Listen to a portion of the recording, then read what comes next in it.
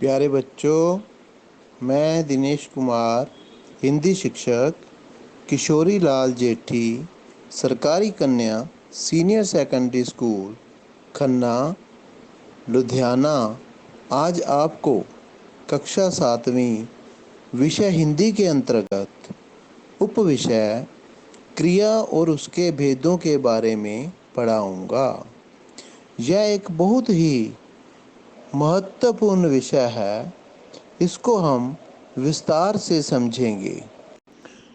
बच्चों, आज हम हिंदी व्याकरण का एक बहुत ही महत्वपूर्ण भाग क्रिया और उसके भेद को विस्तार से पढ़ेंगे। प्यारे बच्चों, क्रिया की परिभाषा समझने से पहले आओ शब्द के बारे में कुछ ज्ञान प्राप्त करें। प्रयोग की दृष्टि से शब्द के 8 भेद हैं: संज्ञा, सर्वनाम, विशेषण, क्रिया, क्रिया विशेषण, संबंध बोधक, समुच्चय बोधक अथवा योजक और विस्मयादि बोधक। इनमें से पहले 4 संज्ञा, सर्वनाम, विशेषण और क्रिया, ये सभी विकारी शब्द हैं, अर्थात इनमें परिवर्तन होता रहता है। और क्रिया विशेषण, संबंध बोधक, समुच्चय बोधक और विस्मयादि बोधक में कोई भी परिवर्तन नहीं होता। इन्हें अविकारी शब्द कहते हैं। इन सभी में से क्रिया अति महत्वपूर्ण और आवश्यक तत्व है, क्योंकि क्रिया के बिना कोई भी वाक्य पूरा नहीं होता। क्रिया की परिभाषा: जिस शब्द से किसी काम का करना या होना पाया जाए उसे क्रिया कहते हैं। अर्थात जिस शब्द से हमें यह ज्ञात होता है कि वाक्य में कुछ घटित हुआ है, हुआ था या होने वाला होगा, उस शब्द को क्रिया कहते हैं। इससे तात्पर्य यह है कि कोई भी कार्य, चाहे वह वर्तमान काल में हुआ हो, भूतकाल में हुआ हो अथवा भविष्यत काल में हुआ हो, उस कार्य को बताने वाला शब्द क्रिया कहलाता है। जैसे राम स्कूल जाता है, बालक ने बांसुरी बजाई, हम कल शिमला जाएंगे, माता खाना बना रही है।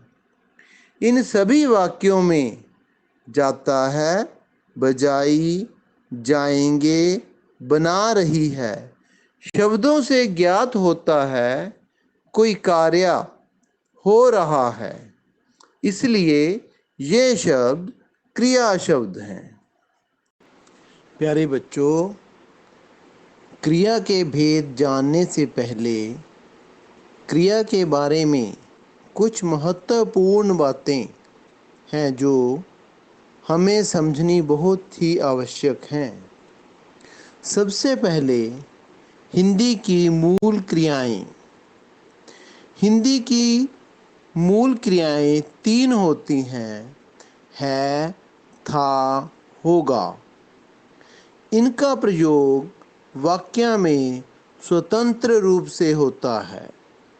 जैसे मेरा नाम दिनेश है, पानी गुनगुना था, तुम्हारा भला होगा।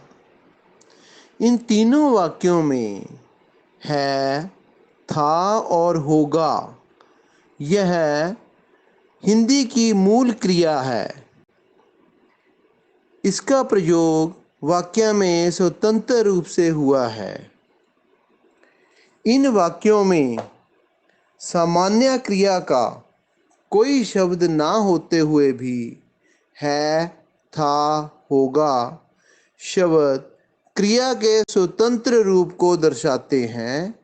अर्थात इन वाक्यों में ये ही क्रिया शब्द होंगे। इसी प्रकार था, थे, थी, होगा, होगी आदि का प्रयोग क्रिया के मूल रूप में किया जाता है। क्रिया के बारे में दूसरी महत्वपूर्ण बात क्रिया का मूल रूप है। क्रिया के मूल रूप को धातु कहते हैं, जैसे पढ़, लिख, चल, खेल, गा, नाच, पी, उठ, खा आदि। इन धातुओं के साथ ना प्रत्यय लगाने से क्रिया का सामान्य रूप बनता है। जैसे क्रिया का मूल रूप अर्थात धातु, उसके आगे प्रत्यय लिखा है और इन दोनों को जोड़ने पर क्रिया का सामान्य रूप बन जाता है। पढ़, इसके साथ प्रत्यय ना लग जाता है तो यह बन जाता है पढ़ना। लिख, इसके साथ ना जुड़ने से लिखना सामान्य रूप बनता है।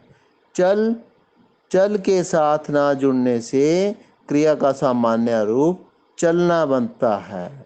खेल, खेल से ना जुड़ने से खेलना बनता है। गा, गा के साथ ना जुड़ने से गाना बनता है। नाच, नाच के साथ ना जुड़ने से नाचना बनता है। पी, पी के साथ ना जुड़ने से पीना बनता है। खा, खा के साथ ना जुड़ने से खाना बनता है। जा के साथ ना जुड़ने से जाना बनता है। और उठ के साथ ना प्रत्यय जुड़ने से उठना क्रिया शब्द बनता है। ये पढ़ना, लिखना, चलना, खेलना, गाना, नाचना, पीना, खाना, जाना, उठना, यह सभी क्रिया के सामान्य रूप हैं। कर्ता की परिभाषा। क्रिया करने वाले को कर्ता कहा जाता है, अथवा जो व्यक्ति कोई क्रिया करता है उसे कर्ता कहते हैं। जैसे राम पुस्तक पढ़ता है। इस वाक्य में पढ़ना क्रिया हो रही है जो कि राम द्वारा की जा रही है, इसलिए राम करता है। कर्म, क्रिया का फल या प्रभाव जिस पर पड़ता है उसे कर्म कहते हैं। जैसे वही उदाहरण देखते हैं, राम पुस्तक पढ़ता है। यहाँ राम अर्थात कर्ता द्वारा की जा रही क्रिया अर्थात पढ़ना का प्रभाव पुस्तक पर पड़ रहा है, इसलिए पुस्तक एक कर्म है। क्रिया के भेद। कर्म के आधार पर क्रिया के मुख्य रूप से दो भेद होते हैं, अकर्मक क्रिया और सकर्मक क्रिया। क्रिया का पहला भेद अकर्मक क्रिया। जो क्रिया कर्म की अपेक्षा नहीं रखती, अर्थात जिस वाक्य में कोई कर्म ना हो, अथवा इसकी एक अन्य परिभाषा, जिस क्रिया का प्रभाव कर्म पर ना पड़कर कर्ता पर पड़ता है, वह अकर्मक क्रिया कहलाती है। जैसे राम रोता है।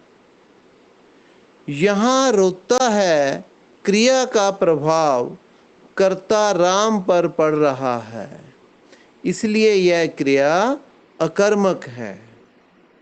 बालक मुस्कुरा रहा था।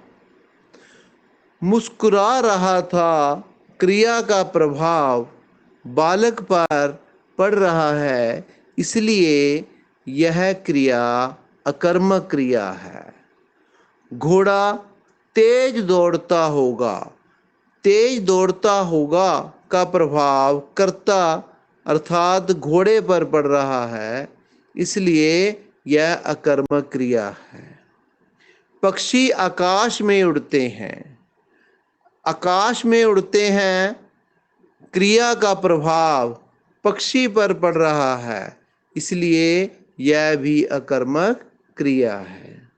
पिताजी सो रहे हैं। सो रहे हैं का प्रभाव पिताजी पर पड़ रहा है, इसलिए यह अकर्मक क्रिया है। घोड़ा हिनहिनाता है। हिनहिनाता है का प्रभाव घोड़े पर पड़ रहा है। शीला हंसती है। हंसती है का प्रभाव शीला पर पड़ रहा है। वर्षा हो रही है। हो रही है का प्रभाव वर्षा पर पड़ता है, इसलिए ये तीनों वाक्य भी अकर्मक क्रिया की उदाहरण हैं। कुछ मूल अकर्मक क्रिया शब्द इस प्रकार हैं: हटाना, रोना, उठना, बैठना, खुलना, उड़ना, सोना, चलना, आना, जाना, ठहरना, लेटना, कटना आदि। जिन वाक्यों में इन शब्दों का प्रयोग किया जाता है वह क्रियाएं अकर्मक क्रियाएं ही होती हैं। प्यारे बच्चों, क्रिया का दूसरा भेद सकर्मक क्रिया है। इसकी परिभाषा में जिनके प्रयोग में कर्म की आवश्यकता होती है या जो क्रिया कर्म की अपेक्षा रखती है, अर्थात कर्ता द्वारा की गई क्रिया का प्रभाव कर्म पर पड़ता है, उन क्रियाओं को सकर्मक क्रियाएं कहा जाता है। जैसे बालक सेब खा रहा है, सीता पत्र लिखती है, अध्यापक ने पुस्तक पढ़ाई, राम ने रावण को मारा, माँ बच्चे को सेब खिला रही थी, सीता कलम से पत्र लिखती है, अध्यापक ने बच्चों को पुस्तक पढ़ाई, राम ने रावण को बाण से मारा था। इन सभी वाक्यों में बालक सेब खा रहा है। बालक क्या खा रहा है? सेब खा रहा है। जब हम किसी वाक्य में क्या का पता चले, क्या का उत्तर, क्या प्रश्न का उत्तर मिले, तो वह कर्म होता है और वह सकर्मक क्रिया होती है। सीता पत्र लिखती है। सीता क्या लिखती है? पत्र। तो यहाँ पत्र कर्म है, लिखती है क्रिया है और सीता कर्ता है। अध्यापक ने पुस्तक पढ़ाई। अध्यापक कर्ता, पुस्तक कर्म और पढ़ाई क्रिया है। राम ने रावण को मारा। यहाँ पर राम कर्ता है, रावण कर्म है और मारा क्रिया है। क्योंकि मारा क्रिया जो है इसका प्रभाव रावण पर पड़ रहा है, इसलिए रावण कर्म है। माँ बच्चे को सेब खिला रही थी। यहाँ पर माँ कर्ता है। बच्चा और सेब, यहाँ पर दो कर्म है। खिला रही थी, यह क्रिया है। सीता कलम से पत्र लिखती है। सीता करता है, लिखती है क्रिया है। कलम और पत्र ये दोनों कर्म हैं। अध्यापक ने बच्चों को पुस्तक पढ़ाई। यहां पर अध्यापक कर्ता, बच्चों पुस्तक ये दोनों शब्द कर्म है और पढ़ाई क्रिया है। राम ने रावण को बाण से मारा। राम ने, देखो मारने का प्रभाव किस पर पड़ा? रावण पर। किससे मारा? वाण से। ये दोनों कर्म हैं, रावण और वाण। राम कर्ता और मारा था क्रिया है। बच्चों, यह बात ध्यान देने योग्य है कि यदि सकर्मक क्रिया में कर्म का वर्णन नहीं भी किया है तो भी वह क्रिया सकर्मक हो सकती है। जैसे बालक खा रहा है। देखो, जो क्रिया खा रहा है, खाने का अर्थ वह कुछ तो खा रहा है। बालक कुछ तो खा रहा है। जैसे सेब खा रहा है, आम खा रहा है, अंगूर खा रहा है। इसी प्रकार दूसरा वाक्य देखें। सीता लिखती है। लिखती है, सीता कुछ तो लिखती है। चाहे वो पत्र लिखती है, चाहे वो निबंध लिखती है, कुछ भी लिख रही है, तो यह सकर्मक क्रिया होगी। अध्यापक पढ़ाता है। अध्यापक पुस्तक पढ़ाता है, अध्यापक पाठ पढ़ाता है। इस प्रकार पढ़ाता जो शब्द है, क्रिया है, क्रिया शब्द है, इसको हम सकर्मक क्रिया रूप कहेंगे। कुछ मूल सकर्मक क्रिया के शब्द इस प्रकार हैं। खाना, पीना, काटना, धोना, बोलना, सीखना, पीटना, देना, देखना, करना, लिखना, पढ़ना, मारना। ये सभी शब्द जिन वाक्यों में प्रयोग किए जाते हैं वे सभी वाक्य सकर्मक क्रिया के रूप होते हैं। बच्चों, सकर्मक क्रिया दो प्रकार की होती है। एक कर्मक क्रिया और द्विकर्मक क्रिया। एक कर्मक क्रिया, जिस सकर्मक क्रिया वाक्यों में केवल एक ही कर्म हो उस क्रिया को एक कर्मक क्रिया कहते हैं। जैसे बालक सेब खा रहा है, सीता पत्र लिखती है, अध्यापक ने पुस्तक पढ़ाई, राम ने रावण को मारा था।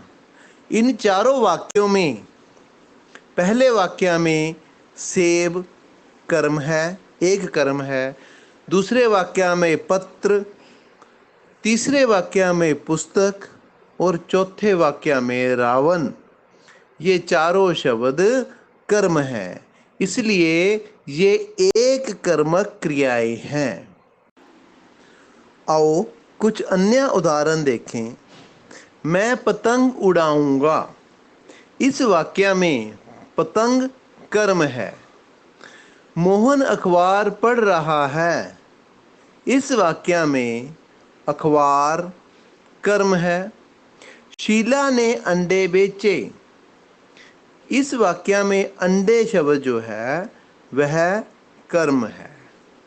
शेर ने हिरण को मारा। हिरण शब्द कर्म है। कछुए ने खरगोश को हराया। इस वाक्य में खरगोश शब्द जो है वह एक कर्म है। किसान फसलें उगाता है। इस वाक्य में फसलें शब्द जो है वह कर्म है। इन सभी वाक्यों में एक ही कर्म है, इसलिए इन्हें एक कर्मक क्रिया कहते हैं। सकर्मक क्रिया का दूसरा प्रकार द्विकर्मक क्रिया। कुछ सकर्मक क्रियाएं ऐसी भी होती हैं जो दो कर्म लेती हैं, अर्थात जिन वाक्यों में दो कर्म होते हैं उनको द्विकर्मक क्रियाएं कहा जाता है। जैसे हमने मोहन से मकान खरीदा। इस वाक्य में क्रिया शब्द खरीदा और मोहन और मकान ये दोनों कर्म शब्द हैं, इसलिए यह द्विकर्मक क्रिया है। मैंने शीला को किताब दी। इस वाक्य में शीला और किताब दोनों कर्म हैं, इसलिए यह द्विकर्मक क्रिया की उदाहरण है। राम ने रावण को बाण से मारा। इस वाक्य में रावण और बाण दोनों कर्म हैं, यह द्विकर्मक क्रिया की उदाहरण है। माँ बच्चे को सेब खिला रही थी। इस वाक्य में बच्चे और सेब दोनों शब्द कर्म हैं और यह द्विकर्मक क्रिया की उदाहरण है। सीता कलम से पत्र लिखती है। इस वाक्य में कलम और पत्र दोनों कर्म हैं। अध्यापक ने बच्चों को पुस्तक पढ़ाई। इस वाक्य में बच्चों और पुस्तक दोनों ही कर्म हैं, अतः यह दोनों द्विकर्मक क्रिया की उदाहरण हैं। द्विकर्मक की आओ कुछ उदाहरण देखें। सोहन ने भैंस को डंडे से मारा। इस वाक्य में भैंस और डंडे दोनों कर्म हैं, यह द्विकर्मक क्रिया की उदाहरण है। सुनीता ने सविता को किताब दी। इसमें सविता और किताब दोनों कर्म हैं। दिनेश ने संजय को मकान बेचा। इस वाक्य में संजय और मकान दोनों ही कर्म हैं। इन दोनों वाक्यों में द्विकर्मक क्रिया है। वह पिताजी को पैसे भेजेगा। इस वाक्य में पिताजी और पैसे दोनों कर्म हैं, यह द्विकर्मक क्रिया की उदाहरण है। शेर ने नदी से पानी पिया। इस वाक्य में नदी और पानी दोनों ही कर्म हैं और बंदर ने मगरमच्छ को जामुन खिलाई। इस वाक्य में मगरमच्छ और जामुन दोनों ही कर्म हैं, इसलिए ये दोनों द्विकर्मक क्रिया की उदाहरण हैं। क्रिया के बारे में अन्य ध्यान देने योग्य बातें। पहली बात है, जिस प्रकार संज्ञा के दो लिंग होते हैं, स्त्रीलिंग और पुल्लिंग, उसी प्रकार क्रिया के भी दो लिंग होते हैं, स्त्रीलिंग क्रिया, पुल्लिंग क्रिया। जैसे बच्ची हंस रही है, इसमें हमें स्त्रीलिंग क्रिया का पता चलता है। बच्चा हंस रहा है, इसमें पुल्लिंग क्रिया का पता चलता है। मीना गाना गाती है, यह स्त्रीलिंग क्रिया है। रमेश गाना गाता है, यह पुल्लिंग क्रिया है। जिस प्रकार संज्ञा के दो वचन होते हैं, एक वचन और बहुवचन, उसी प्रकार क्रिया के भी दो वचन होते हैं। जैसे बालक खेलता है, इस वाक्य में क्रिया एक वचन है। बालक खेलते हैं, इस वाक्य में क्रिया बहुवचन है। वह आ रहा है, इस वाक्य में क्रिया एक वचन है और वे आ रहे हैं, इस वाक्य में क्रिया बहुवचन है।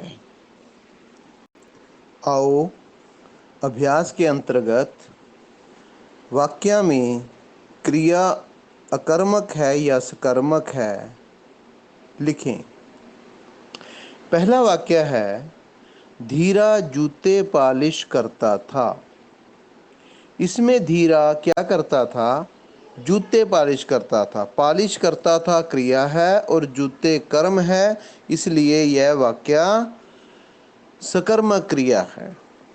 धीरा घबरा गया, इस वाक्य में घबरा गया क्रिया है और धीरा करता है, इसमें कर्म नहीं है, इसलिए यह अकर्मक क्रिया है।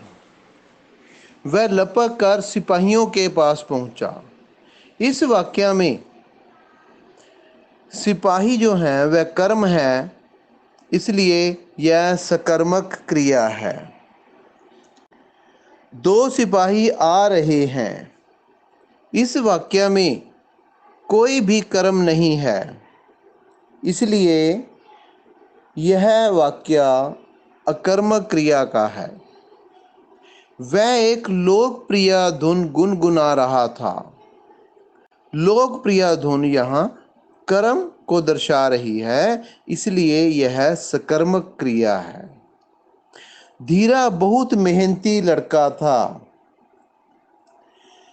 इस वाक्य में भी कर्म नहीं है, इसलिए यह अकर्मक क्रिया है।